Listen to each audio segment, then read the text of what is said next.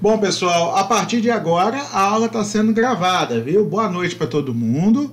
Tá? Quem ainda não tinha sido cumprimentado, uma ótima noite, tá?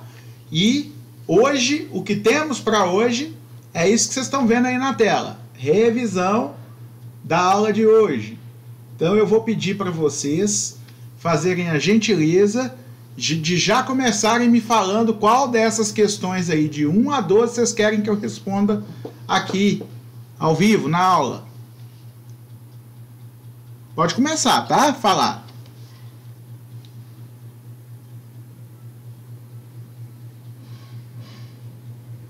Ou ninguém nem pegou na atividade no fim de semana. Aí não pode, né?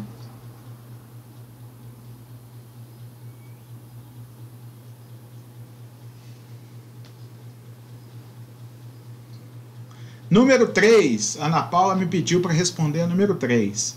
Quais são os requisitos para a adoção do banco de horas? Bom, hoje nós temos uma disciplina nova que foi trazida pela nossa reforma trabalhista. Tá? Hoje funciona da seguinte forma. Nós temos um sistema formal autorizado pela convenção ou acordo coletivo, ou um sistema formal autorizado por documento escrito ou contrato de trabalho, ou um sistema informal, aquele que é combinado de boca, certo? Se tiver acordo ou convenção coletiva autorizando a adoção do banco de horas, este banco de horas vai poder acumular horas extras, positivas e negativas no caso, né? Vai poder acumular horas para serem compensadas em até 1 ano, tá? Ou seja, a hora extra que você fez hoje, você pode compensar até daqui a 12 meses, certo? Se você não compensar nesse 1 ano, aí sim que você vai receber com o adicional de hora extra. Se tiver acordo ou convenção coletiva autorizando. Se não houver acordo ou convenção coletiva, mas tiver um contrato de trabalho escrito estabelecendo o banco de horas ou qualquer outro documento escrito que autorize a adoção deste banco de horas, aí você vai ter 6 meses para compensar. Por que é menos tempo? Porque como o sistema não foi autorizado por acordo ou convenção coletiva e apenas por contrato escrito, e aí esse sistema vai ser individual, vai ser um para cada trabalhador que tiver esse tipo de contrato, vai ter que compensar mais depressa, tá certo? E por último, se o sistema for absolutamente informal, ou seja, combinado de boca, sem documento escrito que autorize, aí tem que compensar dentro do mesmo mês. Se não compensar dentro do mesmo mês, aí sim vai ser computada e paga a hora extra. Ok? Ou seja, você não vai poder virar o mês sem pagar essa hora extra. Então, se for para compensar, tem que compensar logo, antes da próxima folha de pagamento. Tá gravando sim, viu, Nilane? A Débora me pediu para responder a número 9. Quais são as hipóteses que um empregado pode ser excluído do controle de jornada? Oi, fala. Geiel aqui. Por que tem que ser descontado antes de findar o mês, essas horas extras? Porque não foi autorizada a adoção do banco de hora, nem por acordo coletivo, nem por contrato escrito. Tá? Isso está assim mesmo, sendo assim mesmo, o empregado querendo descontar ela depois, ele não pode, tem que ser no mesmo mês. Exatamente. Isso, inclusive, está no nosso estudo dirigido. Vocês vão elaborar uma resposta com essa justificativa. Só que vocês vão ter que olhar o artigo da CLT que cabe, né? Se tá lá nos artigos que foram alterados. No dia que eu expliquei isso para você, lá na aula tá tudo bonitinho. No slide tá tudo bonitinho, explicando por que em caso de apenas ajuste verbal, deve ser compensado dentro do mesmo mês. Então, vocês vão lá procurar a justificativa, bonitinho, e vão elaborar uma resposta formal, da mesma forma que se vocês trabalhassem em um RH de empresa, vocês fariam uma resposta à solicitação do empregado. Tá ok? É essa resposta que eu vou avaliar lá no estudo dirigido. Tudo bem? Tudo bem, por isso mesmo que eu perguntei. Isso. Aí você vai lá e faz um textinho bacana. Quais são as hipóteses que o empregado pode ser excluído do controle de jornada? São aquelas hipóteses, Débora, que ou o cargo dele, ou a atividade em si não é compatível com o controle de jornada. Obviamente, existem cargos dentro de uma empresa que o controle de jornada deixa de ser relevante, porque, vamos pensar, você tem um cargo de gerência ou de chefia, de forma que você acaba trabalhando alguns dias muito mais e outros dias menos do que as 8 horas. E quando você sai, você não dá satisfação a ninguém. Você não precisa pedir autorização para ninguém. Se você não precisa pedir autorização para ninguém para sair a hora que quiser, seja mais tarde ou seja mais cedo, é óbvio que nesse caso ninguém está controlando sua jornada. Você concorda comigo? Então, a gente precisa entender o seguinte: existem cargos na empresa que ninguém pode falar nada se ele sair mais cedo, se ele sair mais tarde, e que ele não vai ter desconto no pagamento dele, pelo fato de não ter trabalhado as 8 horas diárias. Esses cargos são excluídos do controle de jornada. Outro tipo, aquelas pessoas cuja atividade, a forma que é exercida a atividade, não é compatível com o controle de jornada. Nós temos um exemplo recente, que é para as pessoas que estão em home office e que é exigida apenas uma produtividade semanal ou mensal dela.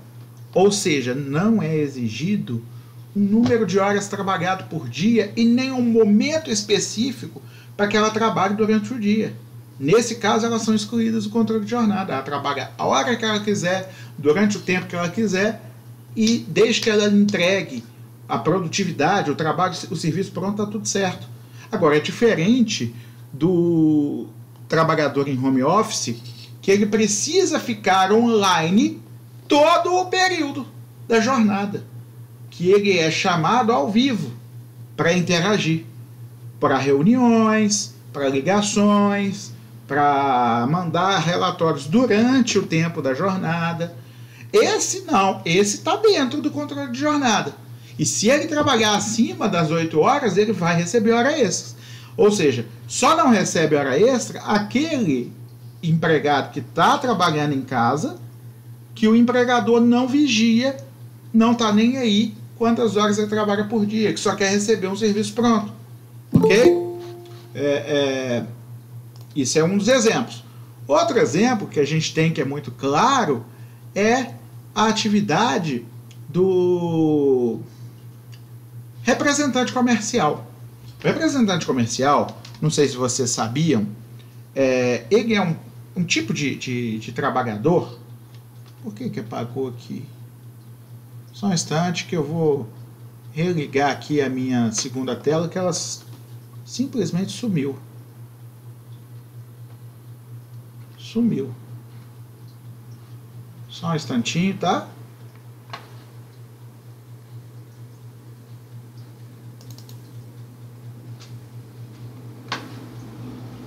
Ai, ai.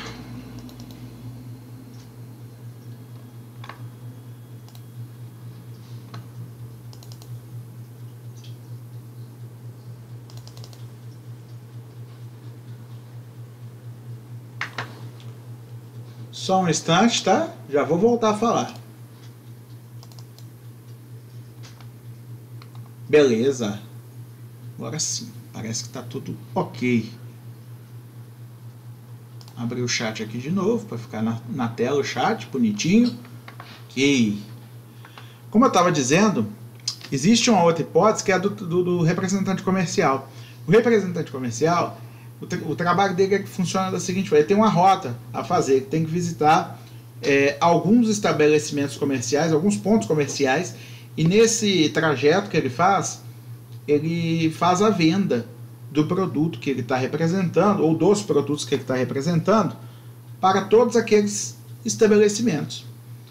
Às vezes acontece do serviço desenrolar mais rápido e, sei lá, 5 horas da tarde ele terminar tudo. Às vezes deu 18h30 e ele ainda está visitando a galera, certo? Então, existe a possibilidade dele trabalhar menos tempo, existe a possibilidade dele trabalhar mais tempo, e por isso não é controlada a jornada dele. O que importa é que ele cumpra a meta dele, a rota dele durante aquele dia. Ok? Então, existem algumas atividades que, por incompatibilidade com o controle de jornada, são excluídas também. Então, pode ser em razão do cargo que a pessoa ocupa, né, porque aquele cargo, pela importância e pelo fato dele ser de alta hierarquia, ninguém controla o que aquela pessoa faz, ou pode ser por causa da atividade que é incompatível com a contagem de horas de trabalho. As atividades que são excluídas do controle de jornada não participam do banco de horas e não participam do regime de prorrogação de jornada, ou seja, não tem hora extra, tá? Nem quando trabalha mais é contado, nem quando trabalha menos também é descontado. Tá ok? Mais alguma dúvida de 1 a 12 aqui? Ou já pode mudar de página? 8. A Lívia está perguntando a 8. O que é necessário para se constatar a existência de periculosidade, insalubridade e o grau da última? Vamos lá. Lívia, a resposta é uma palavrinha: perícia. Ok? Agora vamos explicar a resposta, tá?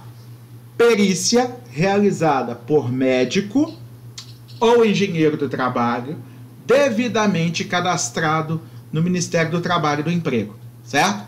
Esse cadastramento é óbvio que vai ser feito, eu não sei se é por internet, eu sei que o Ministério do Trabalho vai pegar o cadastro dos peritos, e esses peritos, engenheiro e médico do trabalho, que é uma pós-graduação para ambas as carreiras, né, ou médico ou engenheiro do trabalho, eles vão analisar o local, tá? O ambiente, e vão analisar os EPIs, certo? E qual que é porque a periculosidade não tem grau, né? A periculosidade é exposição a explosivo, né? Fogo, né?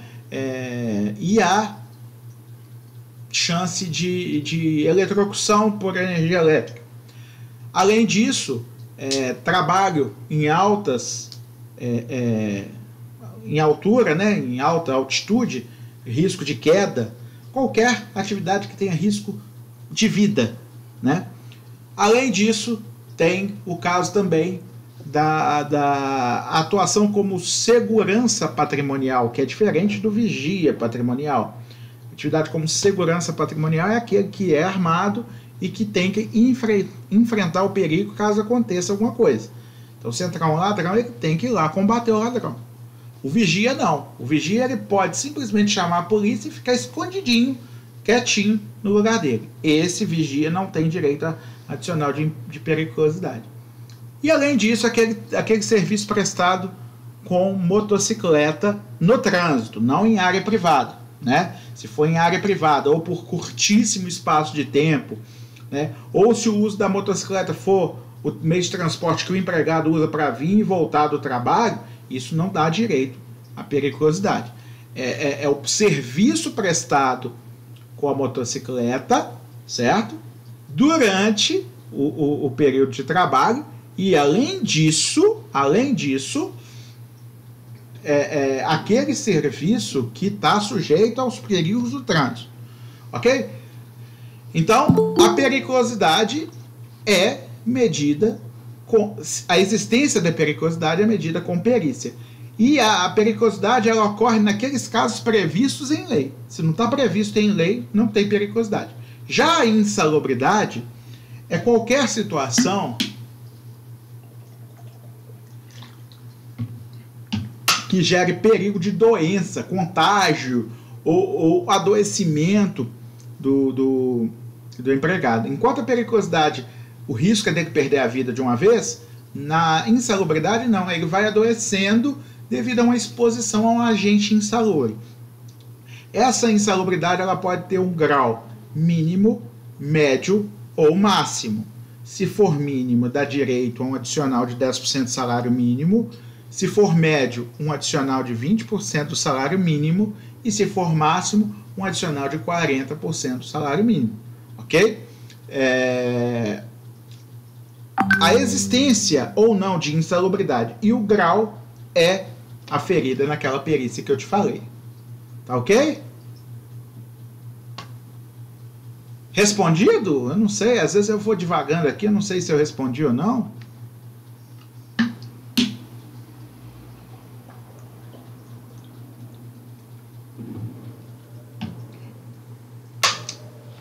Eu que agradeço a sua participação. Podemos passar de página ou ainda tem dúvidas aqui? Só uma coisinha para vocês lembrarem e não errarem feliz na prova. O valor do adicional de periculosidade é 30% do salário base.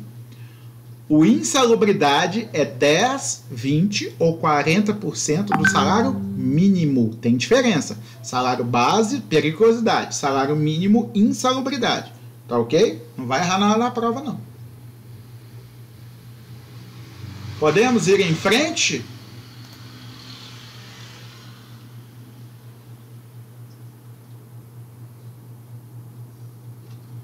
Ai, Cristo, de novo sumiu minha tela. O que está acontecendo com essa segunda tela hoje?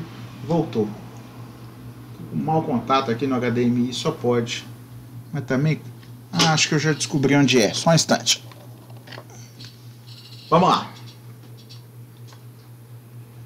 Mais dúvidas na primeira página ou posso passar de página? Fala, gente. Pode passar? Passei, hein? 3. Léo, eu entrei agora na aula, pode sim, vou passar. 3, 2, 1, passei. Então aí, ó, nós temos aí mais 4 perguntinhas de adicionais, 13, 14, 15, 16, tá? E duração, né, do trabalho. Nós temos as perguntas de 17 a 23, que são férias, e depois interrupção e suspensão do contrato de trabalho até 28. Pode pedir pelo número aí.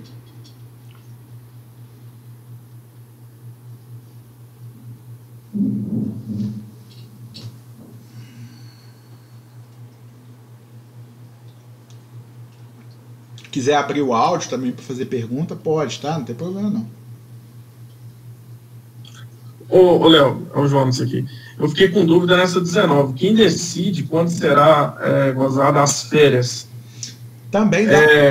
Também dá para te responder com uma palavrinha só. Empregador. Tá? Concessão de férias Sim. É ato do empregador. Óbvio. Mesmo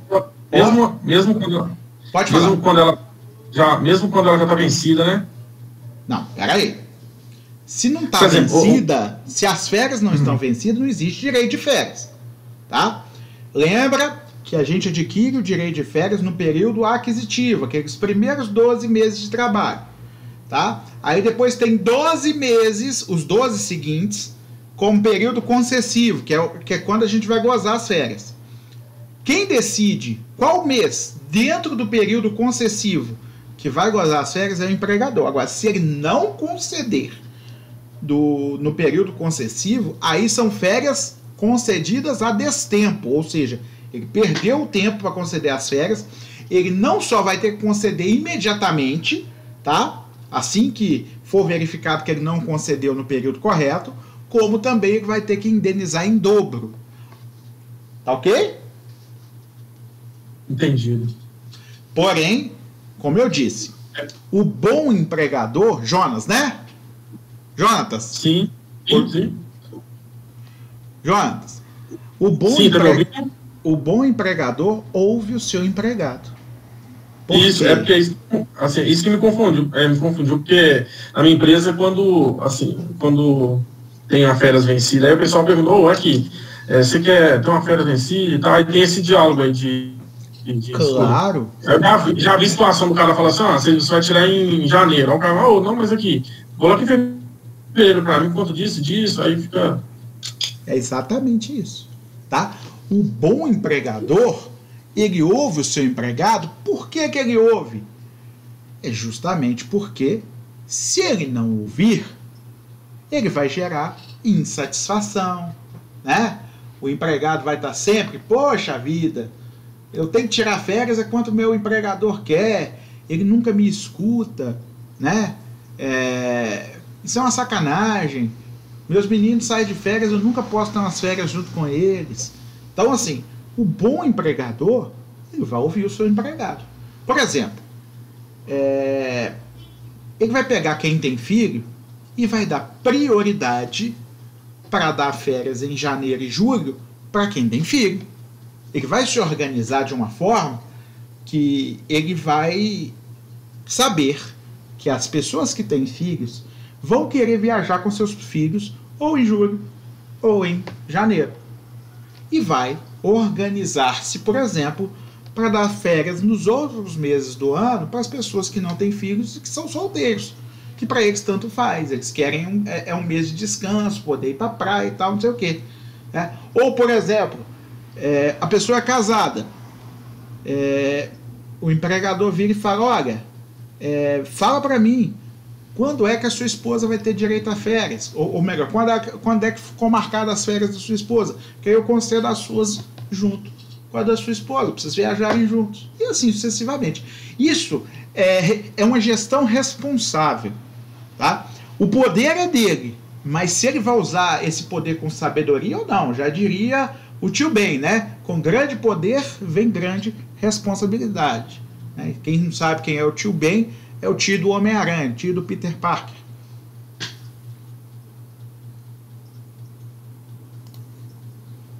Entendido, obrigado. Mais alguma pergunta? Pode fazer ou no chat, que eu estou de olho no chat aqui na outra tela, ou, por isso que eu estou olhando para o lado, viu, gente? O chat hoje está na tela ao lado aqui, eu botei aqui essa telinha das perguntas na minha frente, para ficar olhando mais para cá do que para lá. Mas aí quando eu tenho que ler o chat, eu tenho que olhar para lá. Aí não tem jeito, do mesmo jeito. Vamos lá, perguntinhas. Ou acabou? Não precisa ficar com vergonha de perguntar mais de uma vez, não, tá? Quem já perguntou aí, a Débora, a Ana Paula, a Lívia, podem perguntar de novo se quiserem. Vamos, gente, tem 26 pessoas nessa sala. Por que vocês estão calados? 26 não, né? 24. Para mim, essa de feiras aqui, ó, tá bem respondido. Meio que respondeu todas as perguntas aí. Tem essa aqui, a 28. O que acontece com o contrato de trabalho nos 15 primeiros dias de afastamento do empregado por acidente de trabalho? E o que acontece ao contratado a partir do 16º dia de afastamento do mesmo? Tá. Na verdade, não é o que acontece ao contratado, é o que acontece com o contrato, tá? Nos primeiros 15 dias, não tem trabalho, mas tem pagamento pelo empregador e tem contagem de tempo para todos os efeitos. Aquisição de férias, para aposentadoria e assim sucessivamente, tá certo? Então, você percebe que nestes primeiros 15 dias estamos diante de uma hipótese de interrupção do contrato de trabalho.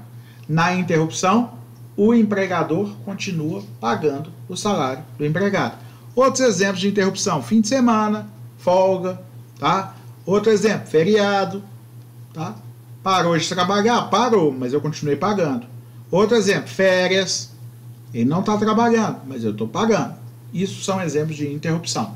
Agora, no 16º dia em diante, ok? Aquele empregado vai para o regime do INSS e passa a receber o benefício previdenciário de auxílio acidente. Ou se fosse um caso de doença, seria auxílio doença, tá?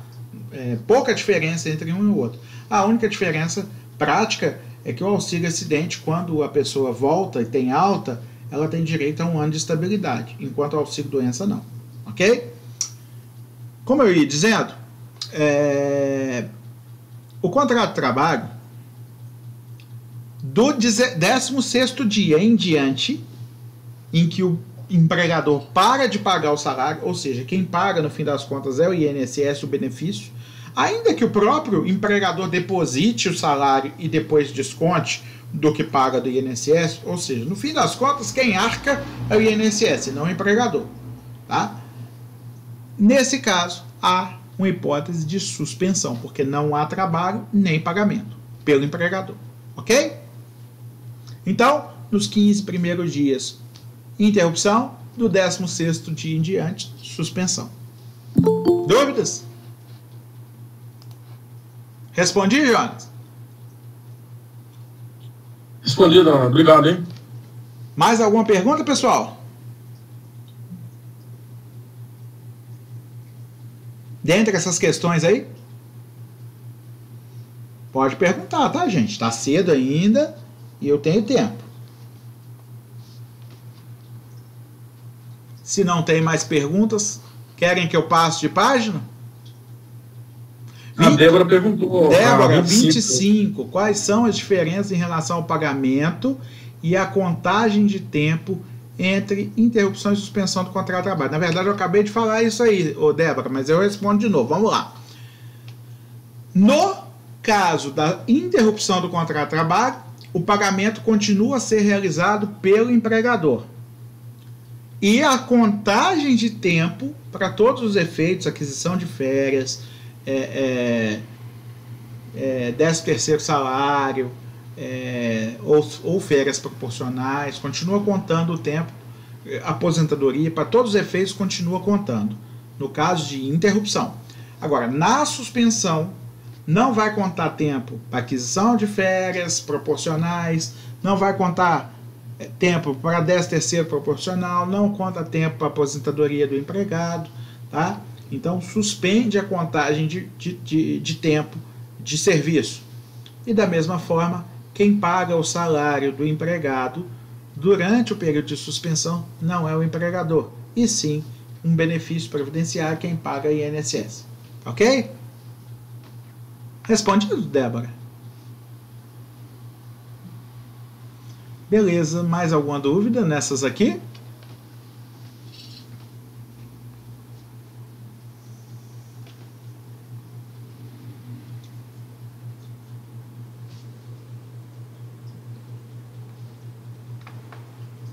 Pode passar?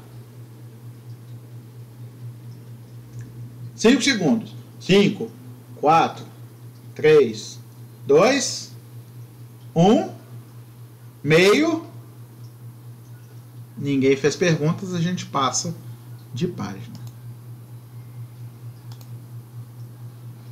Vamos lá. Extinção do contrato de trabalho e efeitos da extinção do contrato de trabalho. Pode fazer pergunta à vontade aí, tá bom?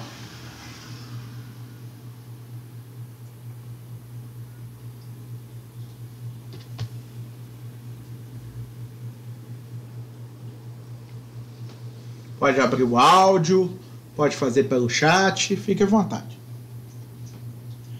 A Lívia pediu para eu fazer a 34, vamos ver a 34 aqui. O direito de aviso prévio pode ser renunciado pelo empregado se o empregado pede para não trabalhar o aviso e o patrão concorda. O patrão pode deixar de pagar o valor correspondente ao aviso prévio? Bom, aviso prévio é um direito trabalhista irrenunciável pelo empregado, Ou seja, nem se houvesse um documento com firma reconhecida que o empregado renunciou ao aviso prévio, esse documento teria valor. Por que que não teria valor? Porque é irrenunciável o direito, tá certo?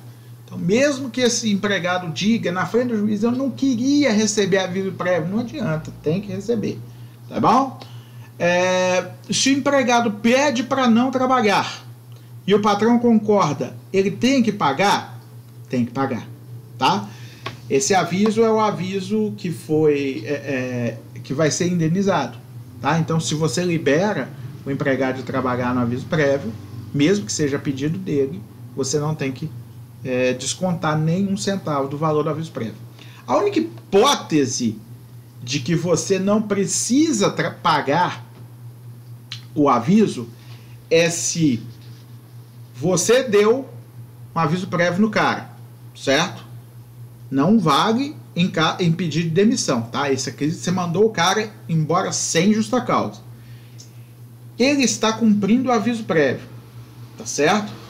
Mas aí ele vai e arruma um emprego novo. Ou seja, está mandando o cara embora. O aviso prévio é direito dele. Você que tem que dar o aviso prévio para ele. E durante o aviso ele arruma um emprego. Fala, olha, patrão, infelizmente eu arrumei outro emprego, você já está me mandando embora mesmo, e eu tenho que começar amanhã. Então, não vou cumprir o restante do aviso. Você não precisa pagar o restante do aviso. O contrato vai terminar no último dia que ele foi trabalhar, certo? E aí, sim, vai haver a extinção do contrato de trabalho naquele momento. Não precisa projetar o resto do aviso na carteira, termina ali e não precisa pagar o restante. Só se ele declarar que arrumou outro emprego e precisa começar no dia seguinte. É óbvio que você vai tomar isso por escrito de próprio punho da mão dele, né? Que ele não vai cumprir o restante do aviso porque arrumou outro emprego e precisa começar no dia seguinte. Tá certo? É a única hipótese que você não vai pagar o aviso inteiro, tá bom? E se o empregado pediu demissão, ele vai cumprir 30 dias de aviso prévio sempre, porque aí o aviso não aumenta de acordo com a lei 12.506, tá? Se o empregado pediu demissão, ele vai conceder para o patrão um aviso prévio de 30 dias. E esses 30 dias ele tem que cumprir integral. Se ele sair na metade, você desconta 15 dias. Se ele não cumprir dia nenhum, você desconta 30 dias. Tá? Opa, apareceu mais perguntas aqui. Ana Paula perguntou 35. Já vou te responder depois, viu, Andréia? 35. Qual a diferença entre estabilidade e garantia de emprego? Vamos lá. A estabilidade que eu me referi nessa pergunta é a estabilidade do servidor público. Aquela estabilidade em razão do cargo, tá ok? Numa condição geral. Todas aquelas pessoas que ocupam cargos públicos de regime estatutário têm direito à estabilidade no emprego, tá? Em compensação, eles não têm um monte de outros direitos, como, por exemplo, o FGTS.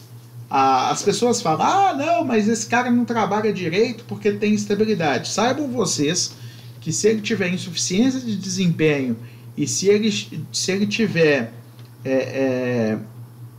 cometimento de falta grave, ele pode ser mandado embora. O que é importante saber é que a estabilidade é importante para o serviço funcionar bem, porque a gente sabe que existem pessoas de má índole no serviço público. E essas pessoas muitas vezes são políticos, ocupam cargos porque foram eleitos para estar ali. E se elas tivessem poder insuperável, se elas pudessem fazer o que quisessem, só ia dar para combater essa corrupção quando já tivesse muito tempo que tivesse acontecido. É justamente a existência de funcionários públicos de carreira que não estão submetidos à mera vontade do político que se protege o patrimônio público. Inclusive, um funcionário, se vê um vereador ou um prefeito cometendo deslize, ele pode fazer uma denúncia no Ministério Público e punir aquela pessoa. O que não aconteceria se só estivessem ali pessoas que devem o seu emprego àquele político, tá? a garantia de emprego ou estabilidade provisória, porque aí você não pode confundir estabilidade com estabilidade provisória, tá? Então, garantia de emprego é a mesma coisa que estabilidade provisória. Ela é aquele direito que tem a gestante, o dirigente sindical, o representante dos empregados na CIPA e na CCP, aqueles membros do Conselho Curador do FGTS e do INSS, salvo engano. Nós temos também aqueles representantes sindicais em missões internacionais. Mais que eu estou esquecendo. E os acidentados do trabalho. São aqueles que, por situações especiais, têm uma instabilidade no emprego que é temporária. A da gestante dura da fecundação, né, de quando ela engravidou, até 5 meses depois do parto. E esses outros, da missão dele, do término do mandato dele, até 12 meses depois. O acidentado do trabalho é do dia que ele tem alta Na verdade, os que têm cargo eletivo, sindicato, CIP, etc., é do registro da candidatura até 12 meses depois do fim do mandato. O do acidentado do trabalho é do dia que ele volta do auxílio-acidente, ou seja, que ele perde o benefício e que tem que voltar ao trabalho, ele tem mais 12 meses de estabilidade.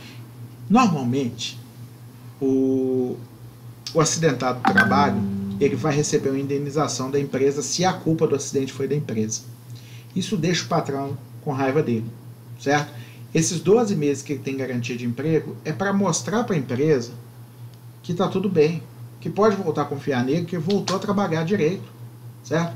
Gestante, mesma coisa. O que acontece? Tem muito patrão que é tipo um Bolsonaro da vida, que acha que mulher tem que sofrer no mercado de trabalho, tem ganhamento, não sei o que, porque engravida.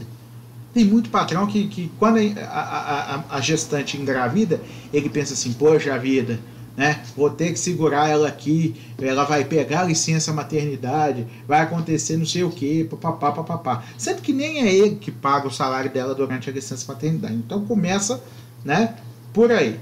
Então o que vai acontecer? Essa gestante, depois que ela tem o neném, primeiro que ela podia estar sendo mandada embora por estar grávida se ela não tivesse a licença maternidade. A licença maternidade não, a garantia de emprego. Você pensa de uma pessoa sendo mandada embora porque está grávida. Seria um absurdo dos absurdos, né? Então, já começa por aí. E ainda, dá tempo, depois da licença maternidade dela acabar, que a licença maternidade normalmente ela começa 28 dias antes do parto, ou até o dia do parto, pode começar. Mas ela só tem 120 dias. E a garantia de emprego é de 5 meses após o parto. O que significa que pelo menos 1 mês de garantia de emprego ela vai ter depois do parto, certo? E aí, só depois que passar esse mês é que ela terá possibilidade de entrar em aviso prévio. Significa que o patrão vai ter que deixar ela trabalhar pelo menos mais 2 meses. 1 mês de garantia e outro mês de aviso prévio, se o aviso prévio dela for só de 30 dias, porque pode ser de muito mais, né? Então, ainda tem essa questão. Então, é uma forma dela ter tempo de voltar a trabalhar e dele pensar, essa menina trabalha direitinho, por que eu estou mandando ela embora? Não vou ser burro, não, vou deixar ela aqui, certo? A garantia de emprego de todos os outros é por causa disso também. Imagine você, o dirigente sindical, aquele cara lá incentivando os colegas dele a entrar em greve, tá? Acabou o mandato dele no sindicato. Se ele não tivesse garantia de emprego, ele já ia entrar em aviso prévio logo depois, né? Porque ele encheu a paciência do dono da empresa, falando para os outros entrar em greve, falando para os outros, gritando lá nas reuniões, falando que não aceitava aquele aumento, que queria mais, etc. E tal. CIPA, a mesma coisa. Fica pedindo para o empregador gastar com prevenção de acidentes e que não sei o que, fica vigiando se ele está cumprindo ou não determinações, e assim sucessivamente. Então, essa garantia que acontece pós esses mandatos serve justamente para que a pessoa tenha a possibilidade de recuperar o prestígio dentro da empresa e mostrar para o empregador que ele é um empregado como outro qualquer, que ele só cumpriu a função dele enquanto ele estava lá, mas ele é precioso para a empresa, porque ele está trabalhando direito. O problema é que o brasileiro não aproveita, né? Ele está em garantia, ele aproveita para morcegar, né? Para fazer o mínimo possível. Aí o patrão fica de olho nele. Esse cara está trabalhando mal porque está de garantia. Deixa acabar a garantia dele que eu coloco ele de aviso prévio. Deixa eu responder a da Andréa Lima. Daqui a pouco...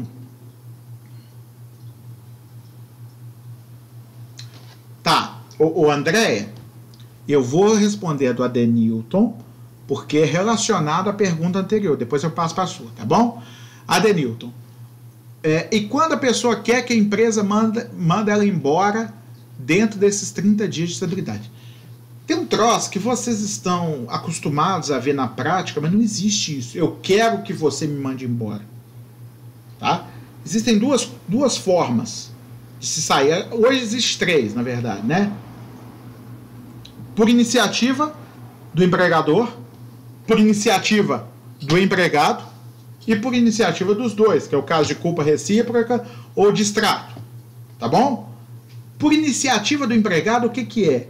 Pedir de demissão ou rescisão indireta. A gente já explicou o que significa cada uma das duas. Então, se eu quero sair dentro dos 30 dias, ou dentro da estabilidade ou provisória, Adenilton, eu saio. Eu peço demissão. O que eu não posso é ser mandado embora sem justa causa. Mas se eu cometer justa causa, eu posso ser mandado embora com justa causa. E se eu quiser sair, se eu quiser pedir demissão, eu posso pedir demissão. Ok? A única restrição é que o pedido de demissão vai ser com assistência do sindicato ou do Ministério do Trabalho para se verificar se de fato aquela pessoa quer ser mandada embora, não, quer pedir demissão. Mas fora isso, nada demais. Ok? Respondi você? Agora, o empregador ele não tem que mandar embora a pessoa porque ela quer, certo? Você quer? Pede demissão, criatura. Não vou te mandar embora, não. Você quer sair? Saia. Mas eu quero que você me mande embora para você me pagar a indenização, para eu entrar no seguro-desemprego, para eu sacar meu FGTS. Olha, primeiro, mesmo que se você devolvesse a indenização, o que seria inadmissível, mas mesmo que você tivesse essa intenção de devolver a indenização, o que eu não poderia cobrar de você se você se negasse a devolver, né? Você falou que ia me devolver, fugiu com dinheiro. O que eu posso fazer? Nada. Estou fraudando a lei. Eu poderia ser processado pelo governo por fraude ao sistema de seguro-desemprego e você também. Então eu não vou entrar nessa, não. Eu não entraria. Pode achar que eu sou sacana do jeito que for. Eu não mandaria ninguém embora porque ele quer ser mandado embora. Tá? Você quer sair do emprego? Aqui você tem um emprego. Você quer sair fora? Você não tem direito a seguro-desemprego. Bota isso na sua cabeça. E você está mamando no seguro-desemprego. Não estou falando você, ninguém, pessoa daqui da turma. Estou falando o cara que faz isso. A pessoa que pede para sair, pede para o empregador mandar ele embora e faz essas negociatas, ele está mamando no seguro-desemprego, tirando dinheiro de quem precisa. É por isso que tem que ter reforma previdenciária. Porque o INSS ele é deficitário. O poder público, as contas do poder público são deficitárias. Por isso que a gente paga imposto alto. Se todas as pessoas que não têm direito a seguro-desemprego se recusassem a pedir o seguro-desemprego, falam, não, eu não tenho direito, eu não vou pedir. Ninguém precisava pagar imposto alto. Você entendeu? É igual a mesma coisa esse auxílio aí do Corona Voucher, né? Do auxílio emergencial. Lógico, tudo bem, a falha também foi do governo, né? Montou um sistema, em vez de usar o sistema do Bolsa Família, que já tem como identificar, já está próximo das pessoas, já tem como identificar. Não, criou um sistema pela internet lá, que qualquer um que se cadastra acaba conseguindo receber. Só quem está empregado com carteira assinada é que não consegue receber. Mas às vezes a pessoa é empresário e recebe. Eles não cruzam dados, né? Receita Federal cruza tanto dado para passar pente fino na vida das pessoas na hora de receber imposto, por que não usa isso, né? E aí, no fim das contas, muita gente recebeu indevidamente o Corona Voucher lá, tá? A Andréia me pediu para responder o 41. Caso deficientes que ocupem vaga no percentual obrigatório dentro do quadro de funcionários de uma empresa sejam dispensados, sem que haja substituto contratado. Gente, deixa eu só fechar meu WhatsApp aqui, porque o que está acontecendo? Então, uma apitação danada aqui.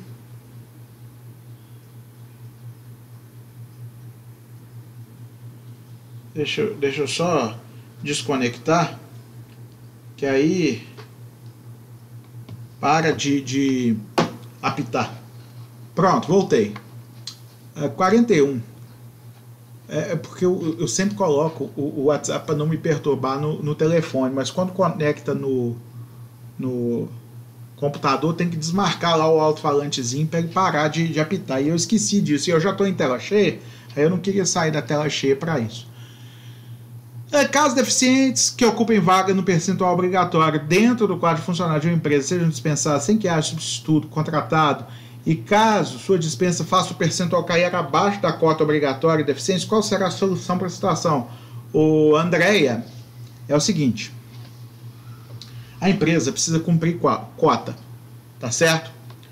Vamos supor que uma empresa tenha que ter, pelo número de funcionários que ela tem, de 2% a 5%, tá? A variação. Quanto mais funcionários, maior é o percentual. Quanto menos funcionários, menor é o percentual.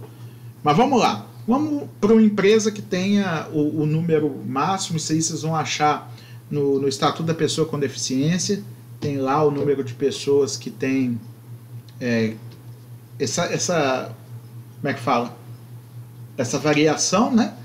E aí você tá lá, né, com o número de contratados, que é exatamente o número mínimo que você tem que ter, tá? De repente, você cisma que fulano de tal tem que ser mandado embora, que é uma pessoa com deficiência e tal. Se essa dispensa do fulano de tal for fazer o percentual baixar do mínimo legal que você tem que cumprir, no caso do exemplo que eu estou dando, os 5%, você não pode mandar ele embora enquanto não contratar um substituto para ele. Por quê? Porque você está mandando uma pessoa embora sem justa causa, tá? E descumprindo um preceito legal que determinava que você tivesse cumprido essa cota. É óbvio que a empresa que tentou cumprir a cota e não achou candidatos interessados, ela vai comprovar isso através de demonstrações provas de que ela realizou o recrutamento e não apareceu candidato, certo? Ela não está cumprindo, mas ela está tentando cumprir. Agora, se ela está cumprindo, ok? E resolve que vai mandar um carinha lá embora, uma pessoa que tem deficiência, do nada, sem motivo justo, e aí vai deixar de cumprir a lei, ela vai ser impedida de mandar embora, tendo essa pessoa com deficiência direito à manutenção no emprego, ou seja, reintegração ao emprego, até que seja contratado seu substituto. Aí, quando contratou o substituto e que ficou um a mais do que o obrigatório, aí sim você pode mandar embora sem justa causa aquele que você queria mandar antes. Tá bom, Andréia? Expliquei?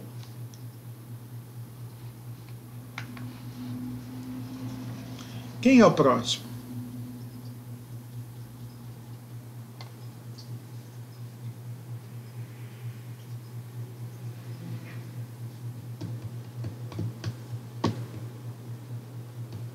Ninguém mais tem dúvida nenhuma?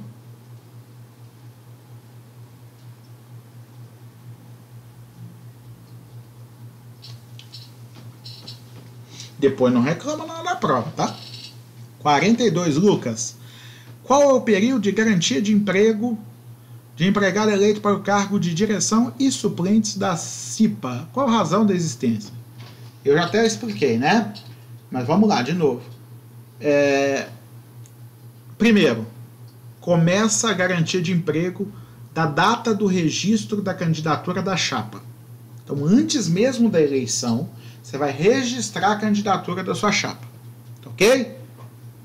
Registrou a candidatura. Você está com garantia de emprego ou estabilidade provisória. Não pode ser mandado embora sem justa causa. Aí, teve a eleição. Vamos supor que tivesse 3 chapas. Uma delas foi eleita. 2 não foram eleitas. Para as que não foram eleitas, acabou a garantia ali, volta a trabalhar a vida normal. Eles nem incomodaram o patrão, eles só candidataram, perderam, vida normal, trabalhou no dia seguinte, está tudo certo. Aí, depois, a chapa eleita começa o mandato dela. Agora eu não me lembro com certeza se é 1 ou 2 anos, mas eu acho que é 2. Vamos supor que eles ficaram 2 anos. Garantia de emprego durante esses 2 anos. Terminou o mandato, mais 12 meses de garantia de emprego. Tá? Ou seja, começa antes mesmo da eleição, na data do registro da candidatura. Termina 12 meses após o fim do mandato. Tá? Se for reeleito, continua estável até acabar o mandato dele. Tá certo? E 12 meses depois, que na verdade não é até acabar o mandato, 12 meses depois do fim do último mandato dele. Passou esses 12 meses, aí sim pode colocar de aviso prévio. Mas por que existe essas garantias de emprego, tanto para o dirigente sindical, quanto o representante, né, da CIPA, que a gente fala direção da CIPA, mas na verdade não é direção. É direção, mas não é, né? O representante na CIPA e assim sucessivamente. Esse pessoal, eles são calos no pé da empresa. Eles incomodam, certo? Eles precisam, por exemplo, o pessoal da CIPA, eles precisam ficar de olho nos erros que a empresa está cometendo na prevenção de acidentes. E tem que ficar exigindo da empresa o cumprimento, sob pena de denunciar a empresa no Ministério do Trabalho. Isso faz com que, em virtude dessa ação do cipeiro, né, do dirigente da CIPA, representante do empregado, que incomoda pra caramba o empregador, isso vai gerando um desgaste na relação entre empregado e empregador. Quando acaba o mandato, estaria um alvo pintado nas costas desse empregado se ele não tivesse 12 meses para reconquistar a admiração do empregador dele. Aí ele passa 12 meses trabalhando bonitinho, chegando na hora, saindo na hora, né? 12 meses depois o cara nem lembra que ele era cipeiro há 12 meses atrás. Certo? Senão ele vai ter que mandar embora todo mundo que fizer parte de algum. Aí ele vai acabar se afundando em débito trabalhista, porque vai ter que pagar a indenização da galera toda. Tá bom? Lucas, respondi?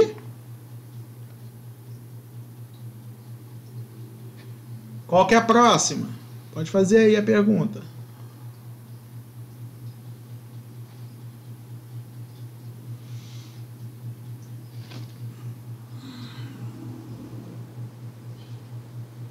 (47). Então nós temos que passar de página.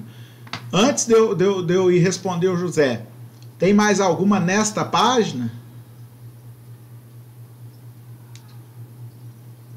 Pera aí, amigão. Pera aí, José. Só ver se tem alguém ainda que tenha dúvidas dentro dessa página. Tem ou não? Se não tiver, eu vou passar para responder o José, tá? Também não tem problema não. Se tiver, depois só falar que a gente volta, tá bom? 47. Se um empregado agride seu superior hierárquico fora do local de trabalho, tal ato constitui justa causa? Por que motivo? José, é José mesmo, né? Eu tô chutando aqui, mas pelo que eu lembro. Tá. Porque houve uma quebra de confiança, quebra de hierarquia, tá? Você não pode, em situação nenhuma, exceto legítima defesa sua ou de uma terceira pessoa, exceto caso de legítima defesa, você não pode, em situação nenhuma, agredir um superior hierárquico. essa agressão, mesmo que fora dos limites da empresa, constitui motivo para dispensa por justa causa. Tá certo? Então ele vai realizar um boletim de ocorrência para comprovar que houve agressão, vai fazer um exame de corpo de delito em que vai constar vai ter constatação da sua lesão, da lesão que você causou a ele ou da agressão que você fez contra ele, e isso vai ser prova suficiente para te mandar embora por justa causa, mesmo se você fez essa agressão fora do país, lá na Disney, ok? Houve uma quebra de hierarquia que torna insustentável a sua manutenção no emprego. É diferente, José, se você agredir um colega de trabalho com a mesma hierarquia que você.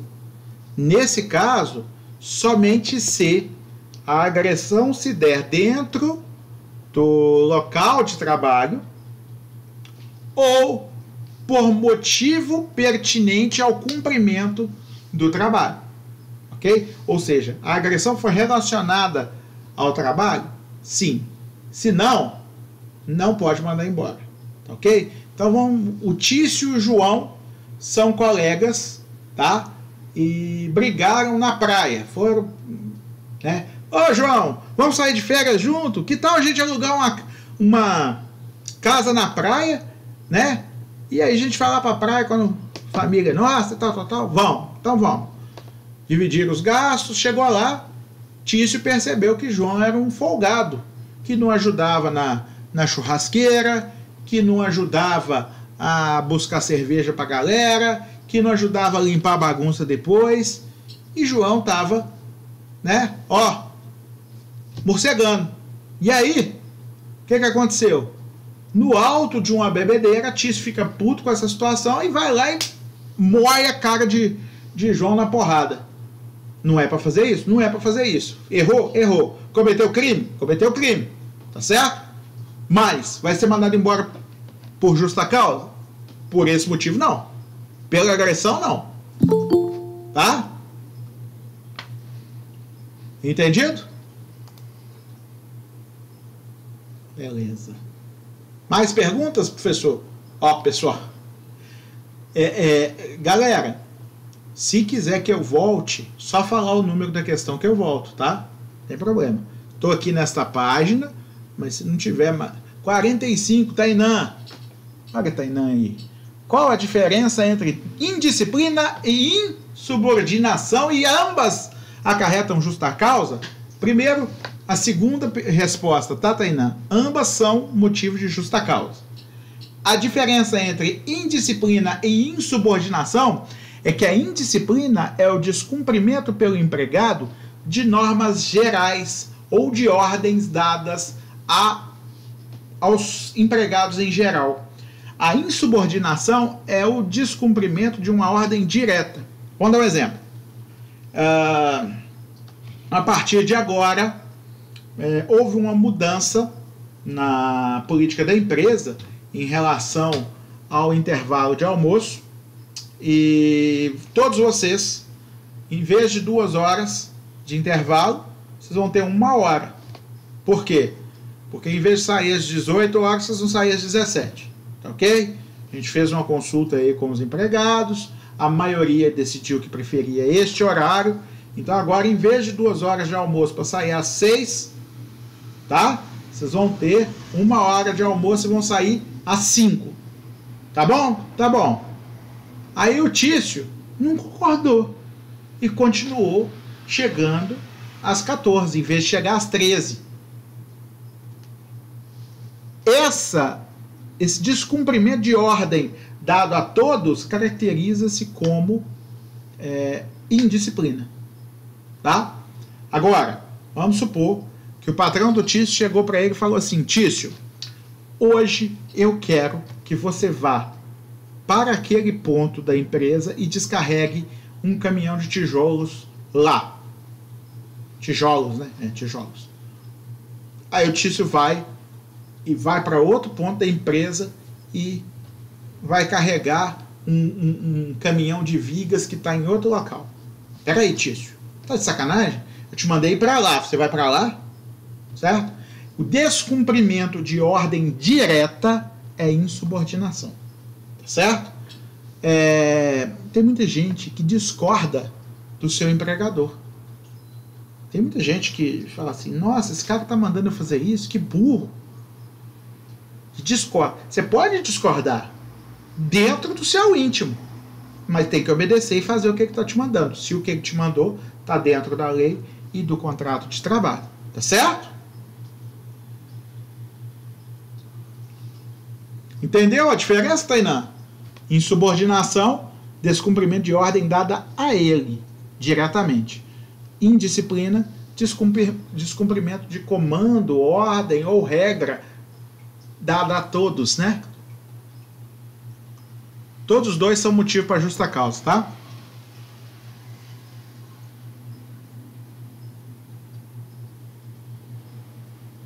Mais perguntas? Quem quer fazer pergunta aí agora?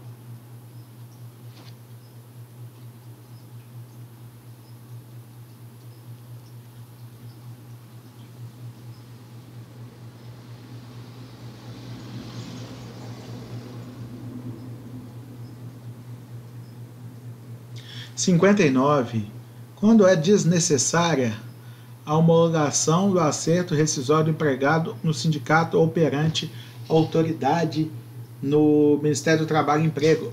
Agora, com a reforma que teve na reforma trabalhista, né, Lei 13.467, é desnecessário em qualquer situação. Ok? Antes não. Se tivesse mais de 1 ano de trabalho, você tinha que homologar obrigatoriamente. Agora não é mais obrigatório por lei. Agora só vai ser obrigado a homologar se o acordo ou convenção coletiva determinar que vai homologar no sindicato ou no Ministério do Trabalho. Se não tiver nem acordo ou convenção determinando isso, não é obrigado mais a homologar. Respondido, Lívia?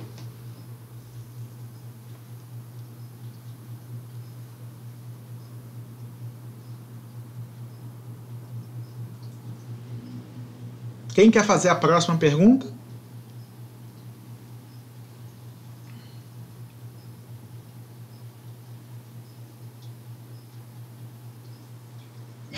Ô, Leonardo, essa 56 aqui, cite exemplo de hipótese de cancelamento de seguro-desemprego. Sim. Essa não... Nós temos a 55, que são as hipóteses de suspensão, e a 56, as hipóteses de cancelamento. Tá? Hipótese de cancelamento, ou seja, cancela e não volta a receber o seguro-desemprego. Primeiro, ficar sabendo que ele recusou, o cara recusou um novo emprego dentro da sua faixa salarial e dentro da sua área de atuação. Ou seja, eu recusei um novo emprego para continuar recebendo seguro-desemprego. Cancela e ainda pode gerar suspensão, né? Outra hipótese, morte do empregado. Seguro-desemprego é um direito personalíssimo do empregado despedido sem justa causa, dispensado sem justa causa, ou que obteve a rescisão por rescisão indireta na justiça. Ok? E aí? Ele está recebendo seguro-desemprego? Tá. Morreu? Morreu. Não tem mais direito. Cancela. Tá? Só vai ter transferência para herdeiros das parcelas que já tinham vencido ou proporcional o tanto de dias que ele teve vivo naquele mês. Ok? Ou seja, o que ele já devia ter recebido e ainda não recebeu. Ou, se ele morreu, por exemplo, no dia 15, o seguro-desemprego se referia ao dia 1º até o dia 30, vai receber metade. E nessa metade, essa metade vai ser transferida para os herdeiros dele. Ok? Outras hipóteses: fraude ou falsa informação. A falsa informação por quem teoricamente não teria direito a receber o seguro-desemprego, e aí ele adultera a informação dada, né? Muda a realidade dos fatos, ou quem comete fraude mesmo, Fraude é ainda mais grave, né? Porque a fraude, a falsa informação acarreta punição pelo crime de falsidade ideológica. A fraude acarreta punição pelo crime de estelionato, né? E ele vai perder, em qualquer uma das hipóteses, o seguro-desemprego. A falsa informação, você falsificou um documento que você justifica o porquê de receber o seguro-desemprego. A fraude, não. A fraude, você faz parecer que tem direito. Você cria uma situação fraudada, mentirosa, em que parece que você tem direito, né? Então, essas duas hipóteses importam no cancelamento do seguro-desemprego. Tá ok? Cancelado o seguro-desemprego, o empregado, tá? Que, exceto no caso da morte, porque aí não é o caso, né? Mas aquele empregado que foi flagrado, né, praticando esses atos dolosamente, vai ter punição de 2 anos de suspensão do seguro-desemprego, e se ele for reincidente, 4 anos sem receber seguro-desemprego. Tá? Respondi? Sim, valeu. Quem foi que fez essa pergunta? Eu esqueci, desculpa. Quem foi? Jonatas. Beleza, Jonas. Obrigado pela pergunta. Mais alguma pergunta, pessoal?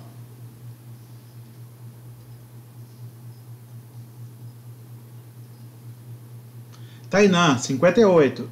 O que se entende por indenização adicional e quando o empregado tem direito a ela?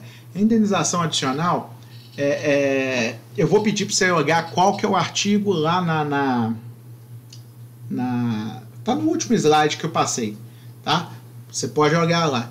Mas essa indenização adicional, ela é uma indenização a que o empregado tem direito quando ele é mandado embora às vésperas de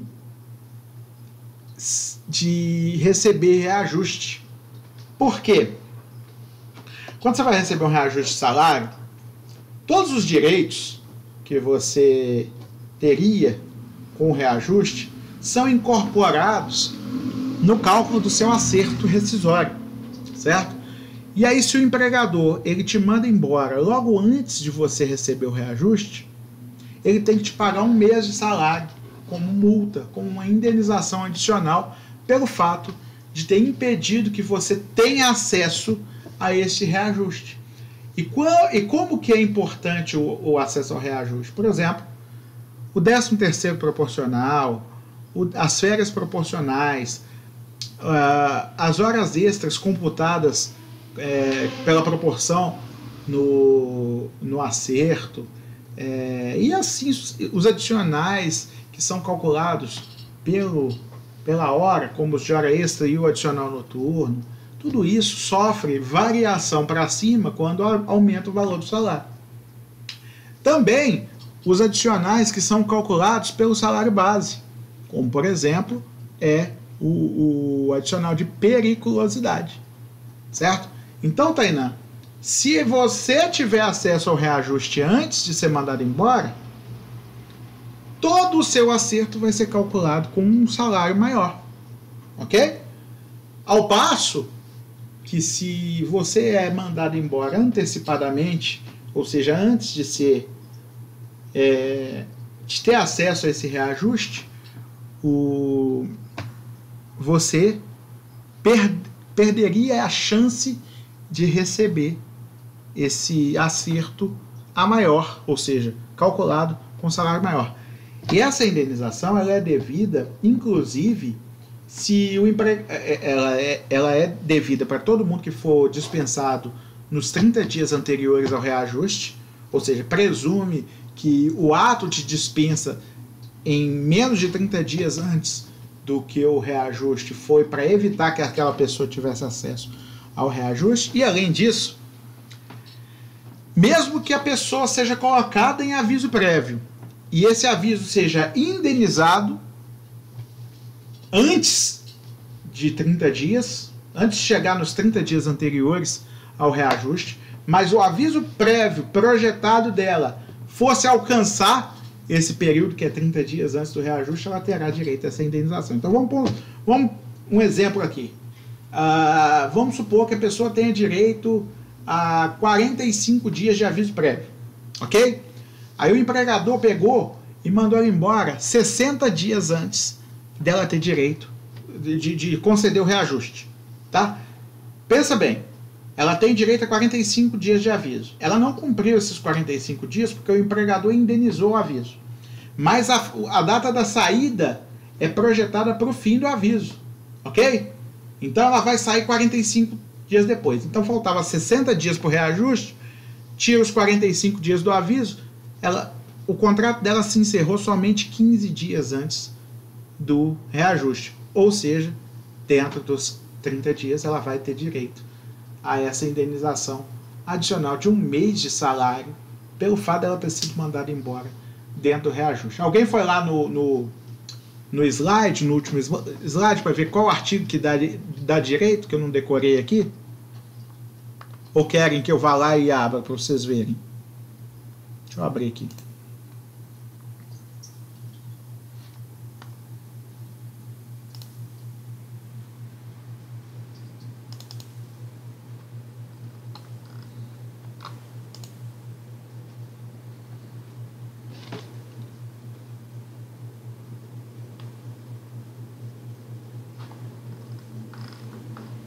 Vocês viram que eu mandei um material para vocês de noções de direito previdenciário? Vocês vão fazer a gentileza de baixar esse material, tá?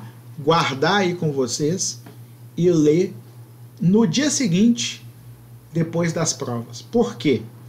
Porque eu não vou cobrar ele na prova, tá ok? Porque vocês preferiram, em vez de ter a aula dele, vocês preferiram ter a aula de revisão, e eu concedi esse pedido que vocês fizeram, e aí eu não vou cobrar na prova, obviamente, porque a gente não deu aqui, né?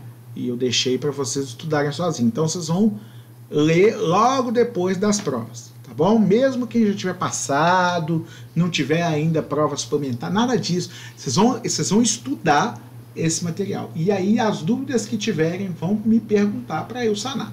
Tá bom?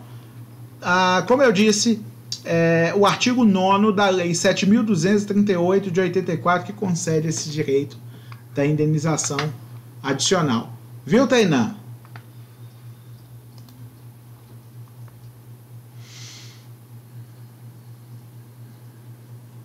Mais alguma dúvida, pessoal?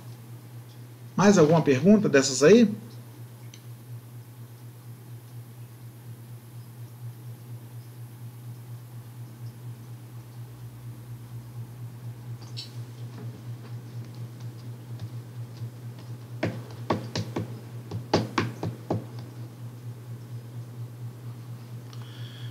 Tá. Ninguém está fazendo pergunta aí. E das páginas anteriores, alguém que não teve coragem de perguntar, ou chegou depois, ou né, quer voltar aí e perguntar alguma coisa das perguntinhas das páginas anteriores?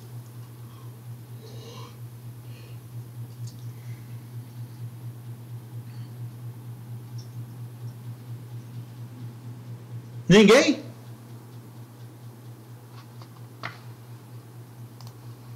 Sério mesmo, pessoal? Ninguém quer perguntar mais nada? Então é o seguinte, pessoal. Estamos conversados, tá? Vocês estão liberados a partir de agora. A aula terminou realmente mais cedo, mas é porque acabou, né? Acabou as perguntas, acabou as dúvidas e tudo. Vocês podem utilizar o restante do tempo desta aula ou para se dedicar para fazer o estudo dirigido, ou simplesmente para estudar para a prova, ou para descansar a cabeça. Opção de vocês, tá bom? Você sabe que normalmente eu não termino minha aula com antecedência, estou terminando hoje porque, de fato, né, esgotamos as dúvidas que vocês mesmos não quiseram fazer mais perguntas. Ok? Tudo bem? Eu tenho a dizer para vocês que foi uma satisfação dar aula para vocês nesse semestre. Não sei se a gente encontra de novo nos próximos semestres, tá? Vocês ainda podem ter aula comigo em Direito Empresarial e Direito Tributário, que não é muito minha praia, mas já dei aula também, tá? Mas assim, se a gente se encontrar de novo, terei muito prazer de continuar com a turma de vocês. Ok?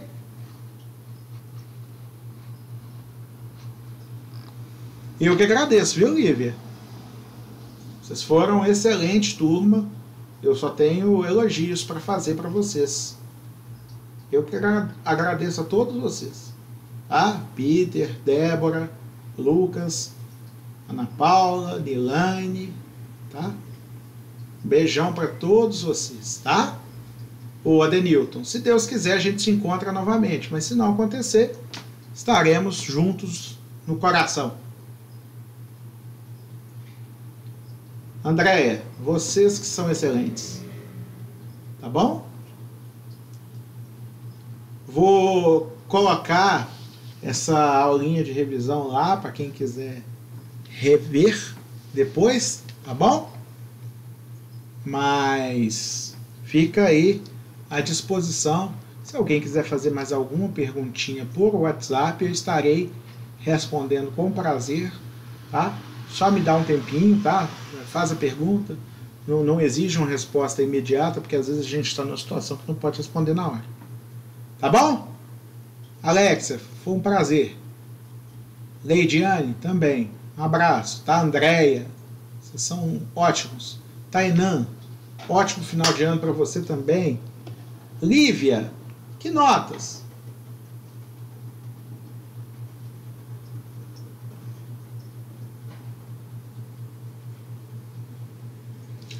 Vamos ver lá, ué.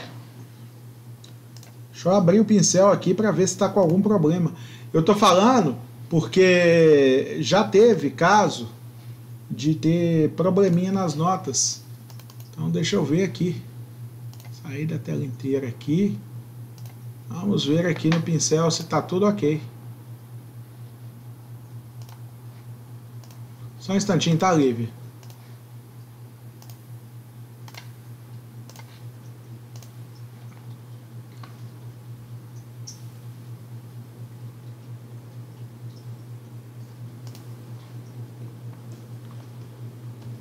Estou abrindo aqui o boletim da turma de vocês, tá? Eu vou interromper a gravação agora para não gravar a nota da galera aí, tá? Deixa eu interromper aqui a gravação.